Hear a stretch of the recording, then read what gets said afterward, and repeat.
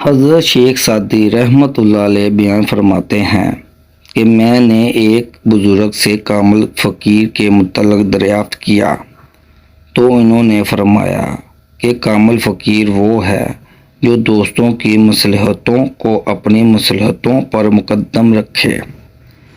اہل دانش کہتے ہیں کہ وہ بھائی جو صرف اپنی فکر میں لگا رہا وہ نہ بھائی ہے اور نہ ہی اپنا ہے۔ دوست اگر سفر میں جلدی کرے تو رک جاؤ، جس کا دل تمہارے ساتھ نہیں تم بھی اس کے ساتھ نہ رہو۔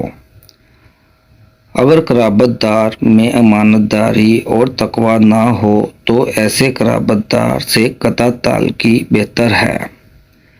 حضرت شیخ سعدی رحمۃ اللہ علیہ فرماتے ہیں کہ میری اس بات پر ایک شخص نے اعتراض کیا اور کہا کہ اللہ عز و جل قطع تعلقی پسند نہیں فرماتے اور اللہ عز و جل نے صلہ رحمی کا حکم دیا ہے۔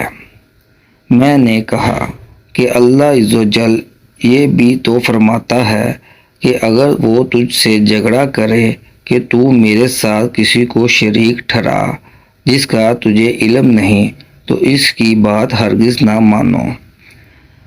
ہزار قرابت دار جو اللہ عز و جل سے بیگانے ہوں، اس ایک غیر پر قربان جو اللہ عز و جل کی پہچان رکھنے والا ہے۔